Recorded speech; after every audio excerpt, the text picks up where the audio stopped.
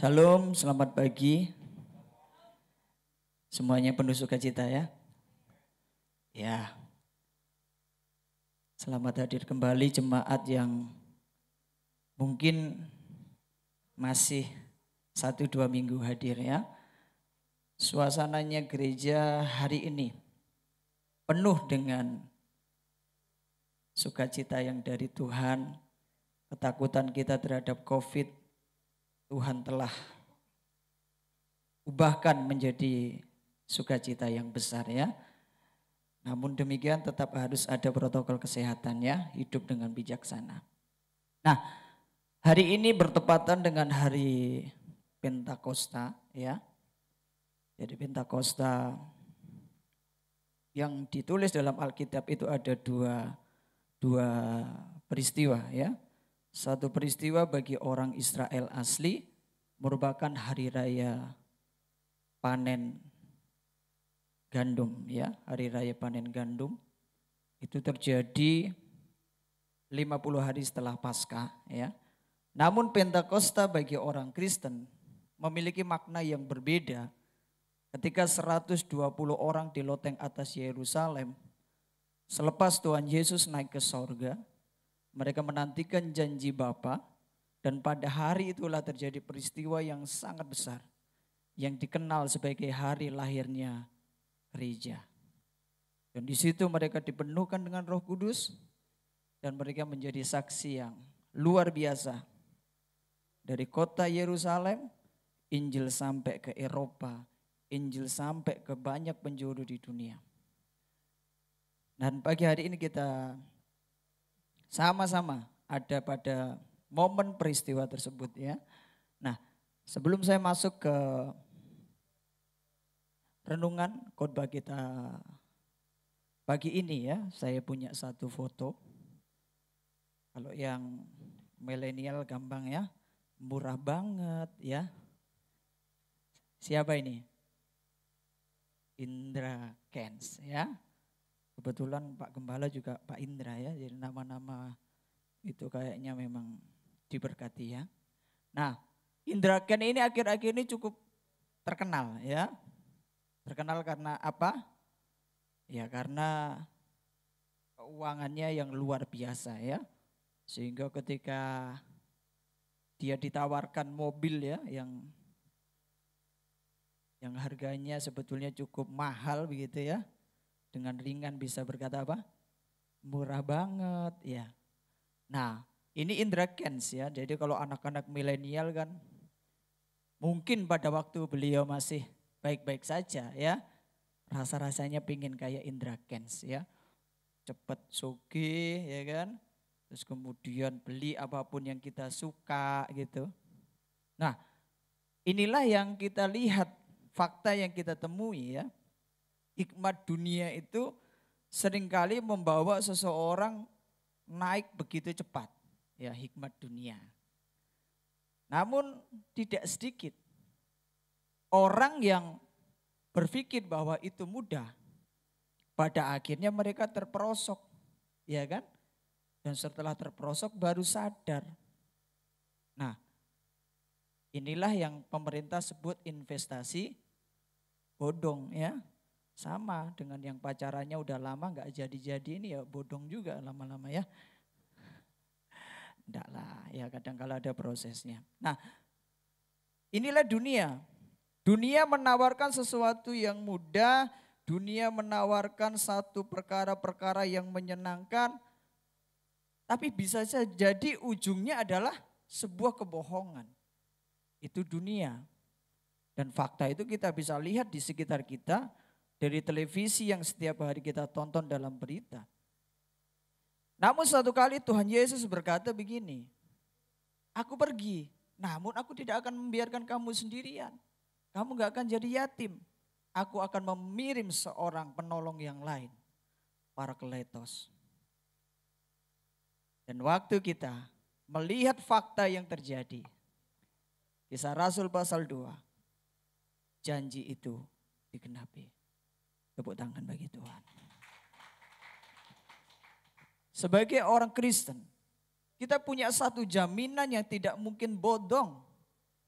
yang tidak mungkin tidak digenapi oleh Tuhan. Inilah yang saya bayangkan dalam pribadi kita masing-masing. Tentang peristiwa Pentakosta. Suatu peristiwa yang sangat fenomenal.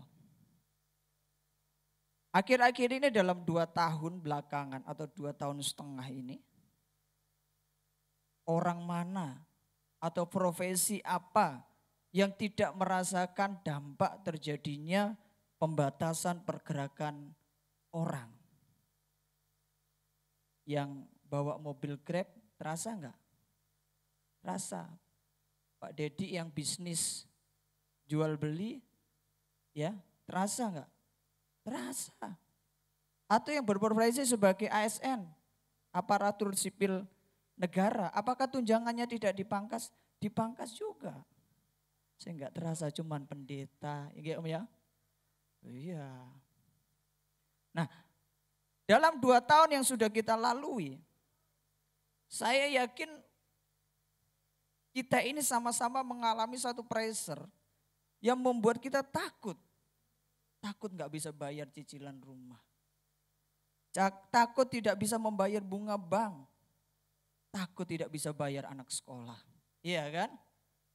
Kalau yang single-single takut mungkin, ya ini udah jomblo lama sekali. Banyak ketakutan yang kita hadapi di sepanjang 2 tahun belakangan. Sebelum peristiwa Pentakosta, murid-murid Tuhan Yesus itu tercerai berai ke banyak penjuru. Setelah Tuhan Yesus disalibkan, beliau mati, dikuburkan. Dan kemudian beliau naik ke sorga. Harapan para murid pada awalnya mungkin dia akan jadi seorang raja. Harapan para murid, mungkin beliau akan menjadi pemimpin kita dan kita tidak perlu takut lagi. Tapi apa yang terjadi? Ketika Tuhan Yesus ternyata disalib dan kemudian mati. Murid-murid itu begitu ketakutan. Takut kepada orang Yahudi yang membenci mereka. Takut kepada orang Romawi yang juga benci kepada agama baru itu. Itulah yang saya sebut hidup di dalam keterpurukan. Kondisi itu kurang lebih sama kita hadapi. Waktu 2 tahun setengah kita menghadapi COVID. Seolah-olah Tuhan pergi dan menjauh dari kita. Sebagaimana orang-orang sebelum Pentakosta berpikir. Dia yang kita andalkan sudah pergi. Kita sendirian. Namun pagi hari ini saya ingatkan kepada Bapak Ibu Saudara. Kita akan bangkit dari keterpurukan tersebut. Karena ada kuasa Allah yang bekerja.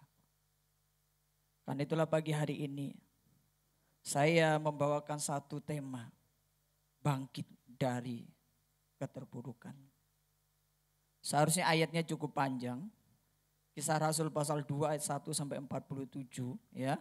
Kalau dibaca 20 menit ini pasti hanya untuk membaca saja ya. Nanti dibaca di rumah masing-masing. Nah, saya akan membaca saja 5 ayat ya, 5 ayat. Kisah Para Rasul 2 ayat 1 sampai 5. Ketika tiba hari Pentakosta, ya yang benar Pentakosta ya, Penta itu 50.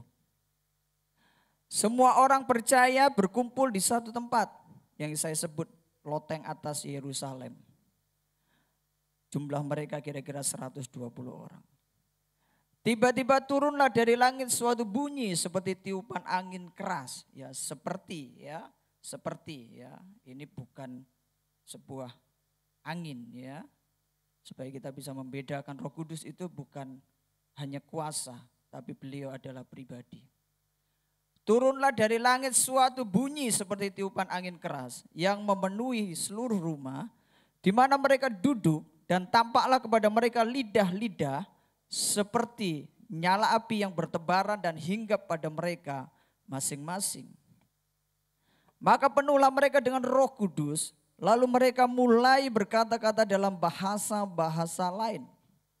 Glosolaleo. Seperti yang diberikan oleh Roh itu kepada mereka untuk mengatakannya. Jadi Roh itu bisa memberikan satu gift, satu karunia. Berarti roh itu adalah seorang pribadi. Waktu itu di Yerusalem diam orang-orang Yahudi yang saleh dari segala bangsa di bawah kolong langit. Saya jelaskan singkat.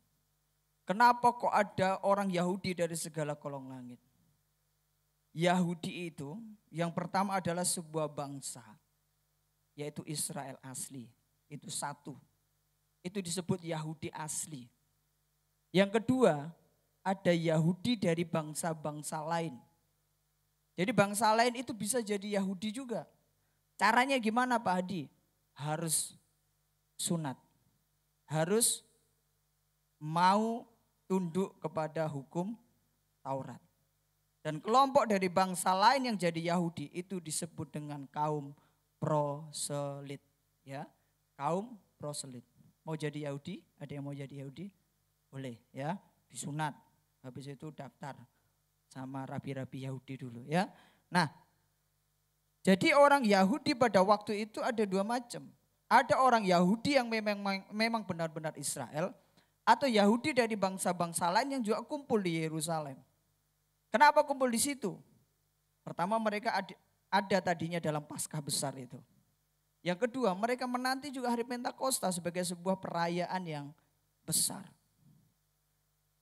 Jadi apa pentingnya bagi kekristenan? Justru disinilah kita melihat satu momentum di mana Tuhan menyatakan satu titik balik dalam sejarah. Keselamatan yang berasal dari Yerusalem tersedia bagi segala bangsa di bawah kolong langit. Bagi murid-murid yang tadinya ketakutan, yang tadinya mereka harus penuh dengan kecemasan. Hari itu terjadi satu titik balik di mana mereka bangkit dari keterpurukan. Apa yang Roh Kudus bisa buat di dalam hidup kita supaya kita ini bisa bangkit dari keterpurukan yang kita alami. Kalau saya mendengar dari keluarga Bapak Jansen, toko sepi Pak, semua sulit. Saya yakin ini waktunya bangkit dari keterpurukan. Bagaimana kita bisa mengalami kebangkitan dari keterpurukan? Roh Kudus itu ketika hadir dalam hidup kita, dalam hidup saya, dalam hidup Bapak, Ibu, Saudara, anak-anak muda, Roh Kudus memberikan keberanian kepada kita untuk menatap masa depan. Amin. Murid-murid yang ketakutan itu tiba-tiba menjadi seorang yang berani. Kisah Rasul 2:14. Maka bangkitlah Petrus, berdiri dengan ke-11 rasul itu, dan dengan suara nyaring ia berkata kepada mereka, "Hai kamu orang Yahudi dan kamu semua yang tinggal di Yerusalem, ketahuilah dan camkanlah perkataanku ini." Bayangkan siapa Simon Petrus? Mungkin 1 bulan yang lalu, 50 hari yang lalu, dia baru saja tidak mengakui gurunya karena dia takut mati. Simon Petrus seorang pengecut. Simon Petrus seorang yang tidak setia. Tapi hari itu Simon Petrus berdiri dan berani berbicara kepada orang banyak. Dan berkata tentang kesaksian yang mungkin bisa membawa dia kepada kematian. Bapak, Ibu, Saudara, rekan yang terkasih. Saya yakin kalau hari ini kita sadar bahwa Roh Kudus yang hadir dalam hidup kita cukup untuk memberikan keberanian kepada kita menatap masa depan. Mungkin tadinya kita takut, mungkin tadinya kita malu, mungkin tadinya kita tidak berani untuk bermimpi. Tapi pagi hari ini saya meyakinkan peristiwa Pentakosta di Yerusalem yang terjadi 2000 tahun yang lalu telah mengubahkan seorang pengecut menjadi seorang pemberani. Bapak, Ibu, Saudara, mungkin ada orang tua yang penghasilannya tidak besar dan tidak berani bermimpi bahwa anaknya akan kuliah dan mendapatkan posisi yang bagus suatu hari nanti. Mungkin ada anak-anak muda yang minder dengan dirinya dan merasa bahwa kemampuannya terbatas. Pagi hari ini sebagai hamba Tuhan saya berkata, tatap masa depan. Karena ada kuasa Roh Kudus yang bekerja dalam diri kita masing-masing. Gak usah khawatir, gak usah takut, gak usah cemas. 120 orang di loteng atas itu mereka yang ketakutan. Ketika Roh Kudus hadir, mereka menjadi pengubah sejarah. Hari ini kekristenan berjumlah kurang lebih 4-5 miliar. Dari 120 orang yang ketakutan itu. Jadi Bapak Ibu Saudara rekan yang terkasih. Mari kita punya mimpi yang hebat. Jadi gereja ini akan lahir orang-orang yang diberkati Tuhan. Pengusaha yang sukses. Mungkin 1 orang, 2 orang bisa jadi menteri. Bisa jadi pemimpin-pemimpin di instansi-instansi. Karena dari gereja kecil ini. Ada orang yang sadar. Roh Kudus hadir. Masa depan milik kita. Amin. Jadi Roh Kudus bisa membuat kita bangkit dari keterpurukan. Karena beliau memberikan kita keberanian untuk menatap masa depan. Kenapa? Karena Roh Kudus memberikan kita kuasa dari tempat yang maha tinggi. Kisah Rasul 1 ayat 8. Tetapi kamu akan menerima kuasa, dunamos. Kalau Roh Kudus turun ke atas kamu. Dan kamu akan menjadi saksiku, martureo. Di Yerusalem dan di seluruh Yudea dan Samaria. Dan sampai ke ujung bumi kosmos.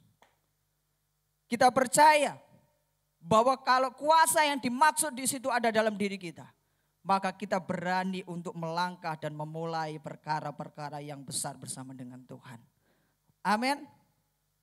Bapak Ibu Saudara, mungkin 2,5 tahun usahamu lagi sepi-sepinya. Hari ini, kalau engkau mendengar firman Allah dan engkau dikuatkan, yakin hari esok akan berbeda. Karena ada penyertaan Tuhan. Mungkin sepanjang 2 tahun karirmu mandek, engkau tidak berbuat apa-apa. Dan kalau hari ini engkau sadar ada kuasa Allah yang bekerja dalam diri kita masing-masing. Maka tataplah masa depan. Optimis, jangan lagi menjadi seorang yang pesimis. Inilah yang kita lihat bagaimana peristiwa Pentakosta telah membangkitkan orang-orang tersebut dari keterpurukan. Dan yang kedua, apa yang dialami oleh orang-orang tersebut lewat karya Roh Kudus yang terjadi pada hari Pentakosta. Yang pertama, mereka memiliki keberanian menatap masa depan. Yang kedua, mereka memiliki kemampuan untuk dapat mengatasi keterpurukan tersebut. Ini penting. Kita ini bukan orang-orang Kristen yang bonek saja. Maju aja wis, gak ngerti apa-apa pokoknya maju. Enggak. Tuhan tidak pernah membiarkan kita berjalan maju tanpa beliau memberikan kita kemampuan. Enggak pernah. Satu kali Tuhan berkata kepada Musa, Musa maju seberangi laut itu.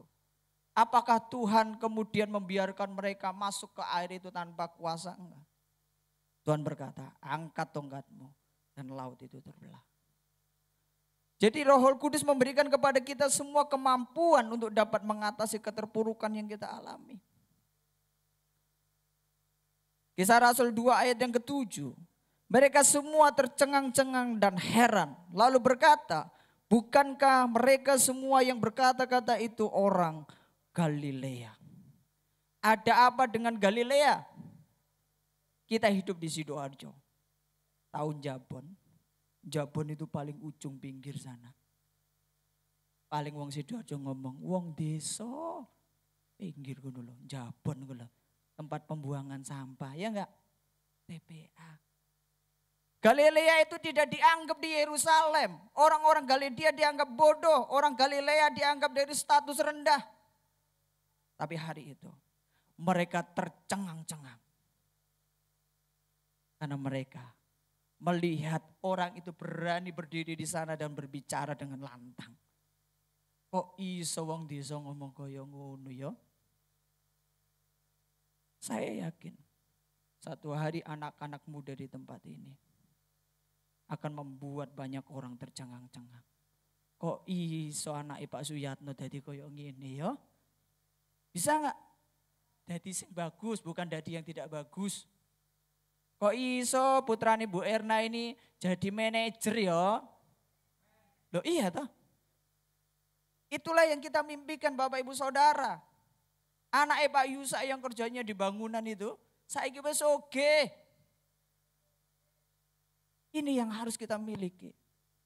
Kalau Roh Kudus ada dalam diri kita masing-masing, saya yakin beliau juga akan memberikan kita kemampuan untuk mengatasi segala ketakutan yang kita miliki. Tidak usah khawatir. Orang Galilea yang dianggap rendah itu, hari itu ditinggikan di tengah bangsa-bangsa.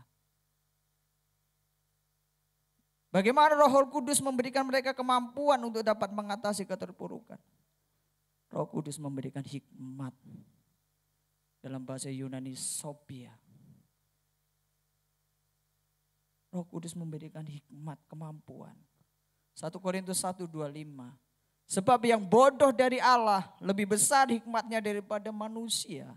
Dan yang lemah daripada Allah lebih kuat daripada manusia. Saya yakin Bapak Ibu Saudara rekan yang terkasih. Yang kemarin tidak bisa kita buat. Roh Kudus bisa berlengkapi. Yang tadinya kita nggak ngerti. Roh Kudus bisa memberikan kita pengetahuan, pemahaman. Inilah yang saya sebut dengan hikmat Allah. Minggu lalu Evangelis Erna Sari bicara juga tentang hikmat Allah. Hikmat yang datang dari atas. Satu kali seorang anak bodoh bernama Thomas Alva Edison. Satu kali sekolah nilai jelek. Satu kali sekolah guru bilang ini gak iso pinter bocah iki. Tapi siapa yang pikir dia akan menemukan sesuatu yang berguna bagi kita hari ini. Jadi Bapak Ibu Saudara rekan yang terkasih. Jangan membatasi apa yang kita lihat hari ini. Dengan apa yang Allah sanggup kerjakan dalam hidup kita. Tadi pagi saya mengirimkan satu ayat yang baca. Mungkin ada yang belum baca. Hiduplah karena percaya, bukan karena melihat. Inilah yang kita bisa lihat. Bagaimana orang-orang tersebut bisa bangkit dari keterpurukan. Karena Roh Kudus bekerja. Memberikan mereka keberanian untuk menatap masa depan. Dengan kuasa yang diberikan oleh Dia. Dan yang kedua, Roh Kudus memberikan mereka kemampuan untuk keluar dari keterpurukan itu dengan hikmat dari atas. Kalau dua perkara itu terjadi, apa yang kita rindukan dari Tuhan pasti terjadi. Ini namanya Simon Petrus. Kok tahu Pak? Emang pernah ketemu? Belum, dari internet. Waktu tak ketik Simon Petrus yang keluar foto ini. Jadi sama-sama saja kita yakin ini Simon Petrus. Ya. Nah, Simon Petrus ini tadinya orang yang biasa-biasa saja. Dia hanya bisa cari ikan.